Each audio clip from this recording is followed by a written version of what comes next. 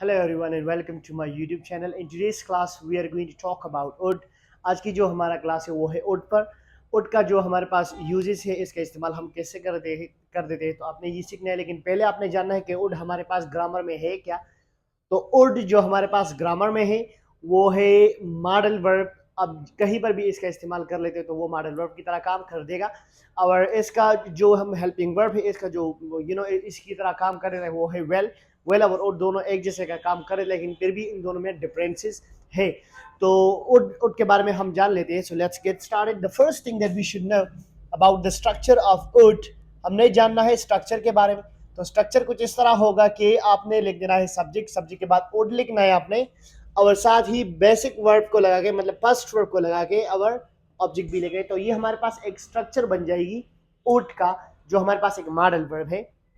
अब उनका जनरली हम इस्तेमाल कर देते हैं to talk about something which is imaginary. Imaginary situation को आप अगर सामने लाना चाहते हो तो आपने इस्तेमाल कर देना है उड को. फॉर एग्जांपल अगर मैं कह दूं कि मैं रोटी खाऊंगा, मैं रोटी खाऊंगा, so in this sentence I will say I will eat something, I will eat food और anything you just want to say.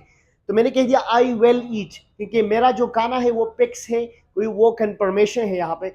तो जब आप कंफर्मेशन की बात कर रहे हो तो आपने इस्तेमाल कर देना है वेल. फॉर एग्जांपल मैं क्लास लूंगा, आई विल टेक क्लास. अगर आपने कह दिया मैं क्लास ले लूंगा, ले लूंगा, it means that you're talking about something which is imaginary, so here you will come across a would.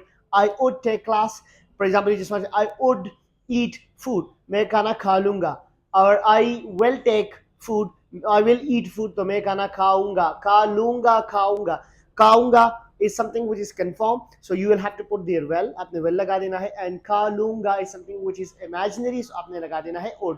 तो ये तो हमारे पास दो रेफरेंसेस है. अगर आप फ्यूचर में किसी एक्शन की बात कर रहे हो, फ्यूचर में कोई ऐसा एक्शन जो होने वाला होता है लेकिन आप उस पर श्योर नहीं हो, तो आपने इस्तेमाल कर देना है would. he would come tomorrow, so he would come tomorrow means something which is imaginary, that I'm not sure about his coming, so I would say he would come tomorrow. if I was a bit sure about him कि वो आएगा means you're sure, so then you have to say he will come tomorrow. He would come tomorrow, he will come tomorrow. Would means that something is not sure. You're just giving production of that person, about that person, that he would come or he will come. अब दोनों में फर्क यही है कि he would come मतलब आप शक में हो, he will come मतलब अब आप थोड़ा थोड़ा बहुत sure हो कि वो आएगा. It means that these will be the difference between would and well. Now we are coming towards as for I have explained here कि हमें possibilities दिखा देता है, imagination दिखा देता है, पास्ट एंड फ्यूचर. तो सब के बारे में हम डिस्कस कर देंगे. जिस तरह मैंने इमेजिनेशन एक्सप्लेन कर दिया यहाँ पे कि कंफर्मेशन के लिए आपने वेल लगाना है. अगर आप आपकी इमेजिनेशन है किसी एक्शन के बारे में तो आपने वुड लगा देना है वहाँ पे. Now we are coming towards possibility. अभी हमें पॉसिबिलिटी भी निकाल देना है जहाँ पर हमने कंडीशन बना देने. अगर आप वुड का इस्तेमाल कहीं पर भी करना चाहते हो तो आपने लगा देना है वहाँ पर. You will have to call that. For example let me make first sentence. अगर मैं कह दूँ यहाँ पे कि if you took class, you would learn English. अगर आपने क्लास ले लिया तो आप इंग्लिश सीखोगे. Now in this sentence we come across possibilities. अब यहाँ पर आप अगर आप देख लो तो मैंने यहाँ पर एक चांस दे दिया कि अगर आपने क्लास ले लिया तो आप इंग्लिश सीखोगे. It mean that over here I am talking about possibility. Possibility बहुत कम है, लेकिन फिर भी मैं बता देता हूँ कि अगर आपने क्लास ले लिया तो आप इंग्लिश सीखोगे. It mean that I am talking about here possibility. The possibility here is a bit लो. तो पॉसिबिलिटी जब लो, आप किसी चीज़ की पॉसिबिलिटी, फिर मैंने जिस तरह एक्सप्लेन कर दिया कि अगर चांसेस की चीज़ का कम हो तो फिर आपने इस्तेमाल कर देना है उड को. उड का इस्तेमाल हम इसलिए कर रहे थे क्योंकि वहाँ पर चांसेस बहुत कम होते हैं. क्योंकि इस सेंटेंस से आपको पता लगता है if you took class means that you don't take class. इस सेंटेंस से आपको पता है ना कि मैंने जिस तरह के इफ यू टुक क्लास, अगर आपने क्लास ले लिया. मैं ऐसा नहीं कहता कि अगर आप क्लास लेते हो, ले लिया मतलब पता चलता है कि आप आते नहीं हो, तो मैंने कहा यू वुड लर्न इंग्लिश, तो आप इंग्लिश सीख लोगे. That will be the translation of this sentence. Now we are talking about possibilities. Chances हम दे रहे हैं लेकिन चांसेस बहुत कम है. अगर आप for example you're talking, this is we're talking about possibilities and possibility will be low.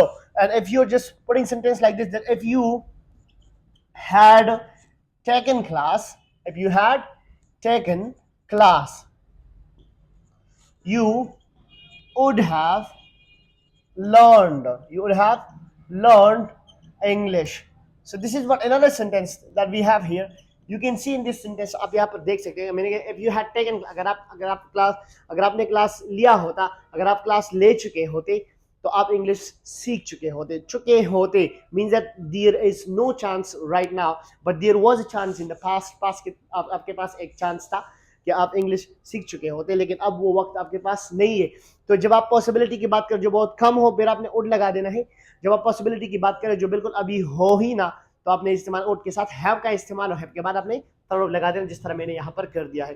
So here in this kind of sentence we just put there, جب آپ a kind of, I would say that you're talking about chances, that chances are now, you don't have a single chance right now, تو پھر آپ نے استعمال کریں would have. For example, اگر میں کہہ دوں کہ if you have spoken there, if you had spoken there, اگر آپ وہاں بول چکے ہوتے, if you had spoken there, you would have earned your name, you would have earned your name there, تو آپ اپنا نیم کما چکے تھے, وہ کما چکے ہوتے وہاں پہ. سو آپ یہاں پر میں بات کر رہا ہوں کہ نہ آپ نے وہاں پر اسپیکنگ کیا اور نہ آپ نے وہاں پر اپنا نام کما دیا. تو یہاں پر جو سینٹینس میں نے بنا دیا, تو اس سینٹینس میں ہم کیا کر دیتے کہ پاسبلٹی بہت, اب اگر آپ بول بھی لو تو کوئی پیدا نہیں ہے, تو پاسبلٹی ہوگی زیرو, پھر آپ نے استعمال کریں would have. پاسبلٹی لو ہو تو صرف would, اور پاسبلٹی زیرو ہو بھی, بالکل چانسز نہ ہو, تو آپ نے استعمال کریں would have. That should be clear about that.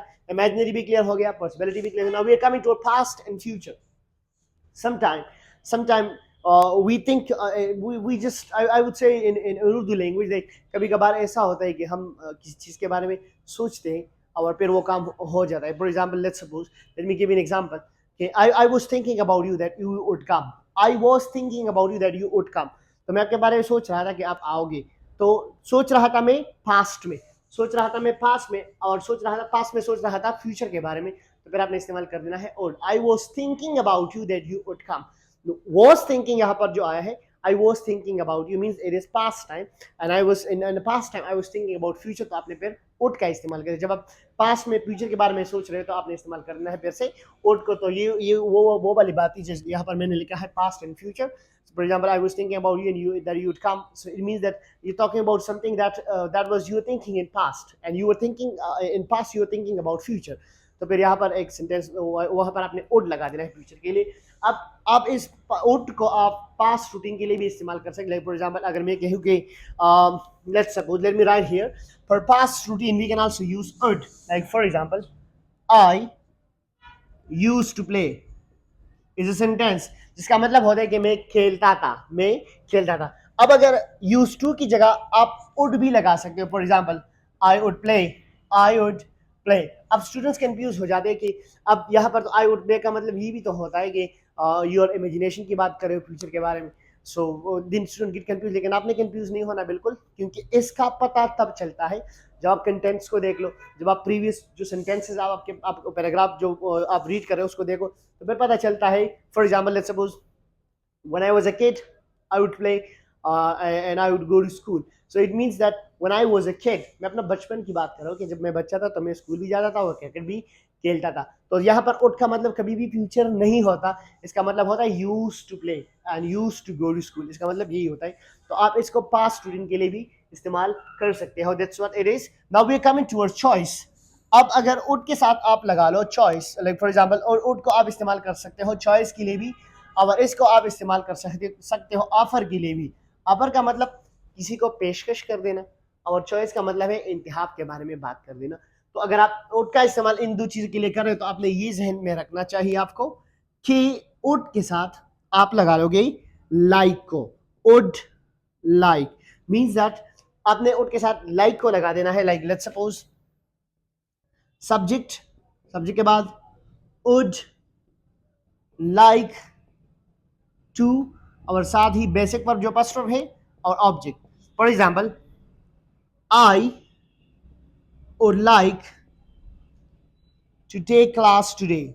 I would like to take class today. In this sentence you can see کہ آج میں کلاس لینا پسند کروں گا means that if suppose a person is giving you two options to select one between these two options, so what will you have to say? For example, if someone is telling me that you have two options, to take class or to leave class, اور میں کہتا ہوں I would like to take class. تو یہاں پر I would like to take class means کہ میں ان دو option میں ایک آپشن کو میں نے سلیکٹ کیا. آپ کے پاس آپشن شاید مور بھی ہو تو کوئی مسئلہ کریٹ نہیں کرتا, لیکن زیادہ تر جب آپشنز مور ہے تو پھر ہم وچ استعمال کر رہے تھے. For example, let's suppose which color do you like, या अगर आपने कह दिया for example let's suppose would you like this is kind of offer, तो वो उसी के बारे में मैं अभी बात करूंगा। लेकिन अब ये क्लियर होना चाहिए कि जब भी आप चॉइस की बात कर रहे हो तो फिर आपने इस्तेमाल would like. I would like to go means you have two option to go और stay. I would like to go, I would like to stay. I would like to make video. I would like to stay home. I would like to take rest. These are some sentences that I'm just putting my choice right there. अभी हमने क्या कर देना है, offer के लिए भी आप इसका इस्तेमाल कर सकते हो। अफर किस तरह होगी, यहाँ पर जब आप अपर कर रहे हो तो आपने उड को पहले लगा देना है। उड यू फॉर एग्जाम्पल, उड इस यू को छोड़ देते हैं, इसको यहाँ पर सब्जेक्ट कर देते हैं like to plus basic verb again and object with a question mark. Would you like to play, would you like to play cricket? I would like to play cricket. I would like to play cricket. I would like to play cricket. Would you like to swim in the river? I would like to swim in the river because it's a winter season. Let's suppose I'm just asking, would you like to make video? Yeah, I would like to make video. So here, for offer, we have to put would with like, but it must be in interrogative. And for choice, you have to put would like in the positive sentence. तो ये थी ओट के बारे में कि ओट का इस्तेमाल आपने कहा और किस तरह कर देना है। पॉसिबिलिटी के लिए आप इस्तेमाल कर सकते हैं, जो मैंने एक्सप्लेन किया है। इमेजिनेशन के लिए, कंफर्मेशन के लिए आपने वेल लगा देना है। पास्ट और एंड फ्यूचर जब आप बात कर रहे हो तो दोनों में आप इस्तेमाल कर सकते हो। पास्ट रूटीन की बात करें तब इस्तेमाल कर सकते हो, चॉइस की बात कर रहे हो इस्तेमाल कर सकते हो, ऑफर की बात करें इस्तेमाल कर सकते हो। So this was all about would, and I hope that the lecture will be quite fruitful for you. You might have gotten something from the lecture. So if you're new to this video, don't forget to subscribe the channel and wait for the next video. Till then, take care of yourself.